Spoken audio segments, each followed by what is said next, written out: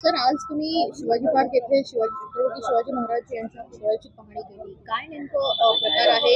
कशी परिस्थिती आहे पुतळ्याची? मला सांगायला खेद वाटते.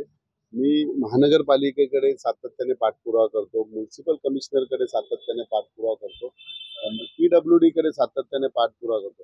मी म्हटलं हे सगळ्या ज्या काही गव्हर्नमेंटच्याच अंगीकृत संघटना बोला किंवा एस्टॅब्लिश म्हणा किंवा ऍडमिनिस्ट्रेशन म्हणा, परंतु बीएमसी कडे म्हटलं तर बीएमसी म्हणते ना आमचा काही संबंध नाही त्याच्याशी, आमचा संबंध फक्त मैदानाशी आहे, हे बाकी इस्टेटची आहे, इस्टेटवाले म्हणतात. त्यानंतर PWD कडे पाठवतात. PWD ला आम्ही सातत्याने पाठपुरावा करतो, पण PWD त्याच्याकडे जरा सुद्धा लक्ष देत नाही. शेवटी काल जिल्हा नियोजनची बैठक होती, ज्या महाराजांच्या नावावरती महाराष्ट्राची सुरुवात होते.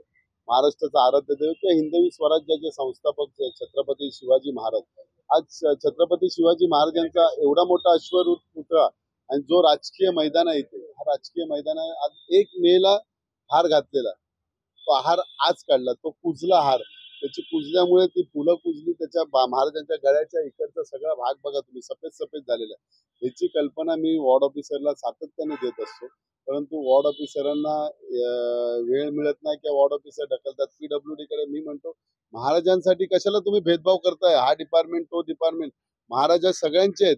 महाराज हे पुऱ्या भारतात किंवा महाराजांची सगळी युद्ध कला हे संपूर्ण फॉरेन जगातले सगळे देश त्याचा अवलंबन करत असतात. अशा वेळी जर महाराजांची एवढ्या मोठ्या अश्वरूढ पुतळ्याच्या विटंबना किंवा विटंबना होत नाही, परंतु त्यांच्यावर देखभाल करत नाही.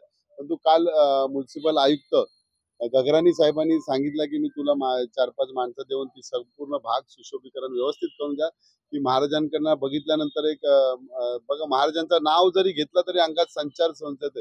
जो आजारी असेल तो पण जय बोलणार. अशा महाराजांची प्रतिमा आपण महाराष्ट्रात किंवा भारतामध्ये अशा महाराजांच्या पुतळ्याची व्यवस्थित देखभाल PWD करावी अथवा BMC करावी, कुठल्याही ऍडमिनिस्ट्रेशननी करावी, परंतु महाराजांचा पुतळा हा व्यवस्थित राहायला पाहिजे. या ठिकाणी महाराजांच्या पुतळ्याच्या इथे कॅमेरा सुद्धा नाहीये व्यवस्थित. तो कॅमेरा तिथे बसवा. कुठे कोणतरी माथेफिरू येतो, विटंबना करतो, ते विटंबना झाली नाही पाहिजे. त्यासाठी कॅमेरा प्रत्येक, मी तर काल जिल्हा नियोजन जिथे जिथे पुतळे किंवा जिथे तिथे स्मारक झाले तिथे प्रत्येक ठिकाणी महानगरपालिके अथवा स्टेट गव्हर्नमेंटनी महाराष्ट्र सरकारने प्रत्येक ठिकाणी कॅमेरा लावा आणि त्याचा एक्सेस त्या स्थानिक पोलीस स्टेशनला द्यावा, अशी मी त्यांना काल विनंती केली. बैठकीमध्ये आपण निधीचा मुद्दा उपस्थित केला गेला होता. यामध्ये माझ्या आमदाराला 20 कोटी रुपये मिळतात, तर कशा प्रकारे निधी हा प्रकार आहे तर काल आम्ही एकनाथ शिंदे साहेबांना विचारलं, पण एकनाथ शिंदे साहेबांनी त्याच्यावरती काय एवढा उत्तर दिला नाही. फक्त कलेक्टर मॅडमना विचारलं काही निधी दिलाय का, ते म्हणाले निधी दिला नाही.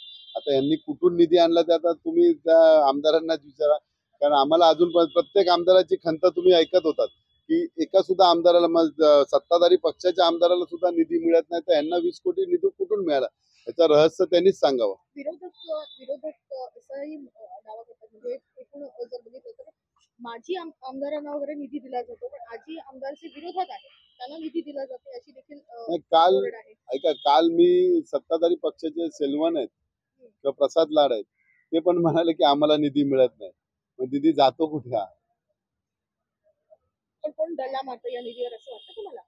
ते आता काय दल्ला मारत नाही, परंतु त्यांनी जो काय, आता बघा मुंबई शहर असं आहे की हा मल्टीपर्पज म्हणाल तर त्याप्रमाणे यूज करतो. उपनगरात भरी लोकसंख्या जास्त आहे, परंतु उपनगरातली अर्ध्यापेक्षा जास्त लोकसंख्या मुंबईमध्ये सर्व्हिसला किंवा आपल्या पोटा पाण्यासाठी किंवा त्यांचा बिझनेस असेल त्यासाठी इथे फेऱ्या मारत होता. हा सगळा लोड आहे मुंबई शहरवरती जास्त येतो, त्यामुळे त्यांनी मुंबई शहराकडे जास्तीत जास्त लोकांच्या दृष्टीने निधी द्यावा, चांगल्या चांगल्या उपाययोजना या मुंबई शहरामध्ये आणाव्या, जेणेकरून बाहेरची लोक येतील, त्यांच्यावर त्यांचा ताण मुंबईवरती पडला नाही.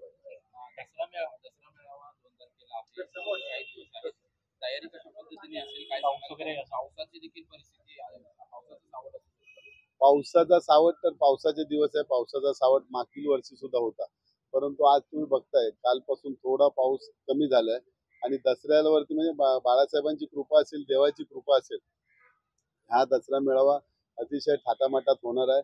त्याची पूर्वतयारी म्हणजे जी टेक्निकल टीम आहे या टेक्निकल टीम बरोबर आमची चर्चा झालेली आहे 2 दिवसापूर्वी. आता पोलीस प्रशासनाबरोबर आम्ही करतोय 2 दिवसांनी आणि त्यानंतर आमचे जिल्हा प्रमुख, विभाग प्रमुख यांच्याबरोबर आम्ही म्हणजे आमचे पक्षप्रमुख उद्धवजी ठाकरे चर्चा करणार आहे आणि त्या पद्धतीने प्रत्येक जिल्ह्याला वेगवेगळी जबाबदारी देण्यात त्याप्रमाणे दसरा मेळावा दरवर्षीप्रमाणे वाजत गाजत आणि गुलाल उधळत जाऊन वाजत गाजत म्हणताय, काही विशेष आकर्षण असेल काय या वर्षीच्या दसरा नाही या दसरा मेळाव्याला विशेष आकर्षण आता सांगितलं तर त्याचं आकर्षण जाईल म्हणून त्याच दिवशी आकर्षण बघा वेगळं आकर्षण असणार.